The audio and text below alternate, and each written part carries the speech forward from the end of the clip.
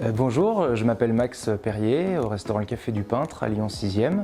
Je travaille avec ma mère Florence, qui elle est au fourneau, et moi je gère toute la partie salle et surtout la sommellerie. Le Café du Peintre, c'est un bouchon lyonnais. D'abord, on fait vraiment de la restauration. L'idée étant assez simple de proposer une cuisine lyonnaise et en même temps une cuisine plutôt de bistrot, et puis de jolis flacons au verre, au pot, en bouteille, et aussi possibilité de partir avec sa bouteille à emporter quand on a trouvé que le canon était bon.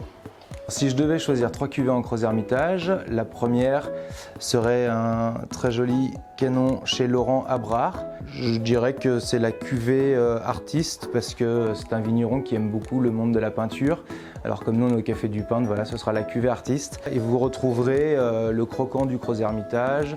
Il y a beaucoup de velouté chez lui. C'est un garçon qui est sur les terroirs du nord de Crozes-Hermitage, donc il a de très belles parcelles. Il s'accordera bien avec toutes les viandes rouges.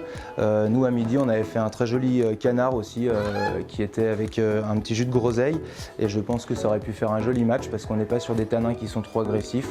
Donc ça aurait bien laissé la part belle au canard tout en étant bien présent. Second Crozes-Hermitage au domaine d'Arrey-Ribault. Là, on est sur quelque chose qui est quand même assez rare. Je dirais que c'est la cuvée vivante.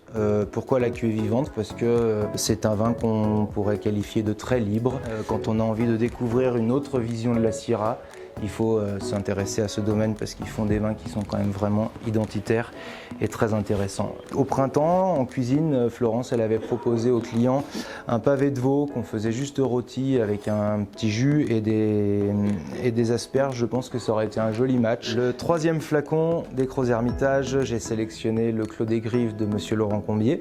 On appellera cette cuvée la cuvée Sochic. Je pense que c'est un des fers de lance de l'appellation Crozes-Hermitage. Le Clos des Grives, c'est une parcelle qui est dans le cœur de l'appellation. 9 hectares de vignes et c'est choyé comme pas possible. Ils font un travail de dingue à la vigne et en cave pour produire ce Croz qui est velouté. Il y a de belles vibrations, il a une capacité de vieillissement qui est absolument magnifique.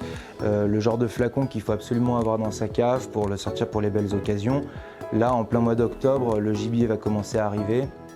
Et ce sont des Syrahs qui peuvent magnifiquement se marier avec un pavé de biche, un pavé de cerf, avec une belle sauce.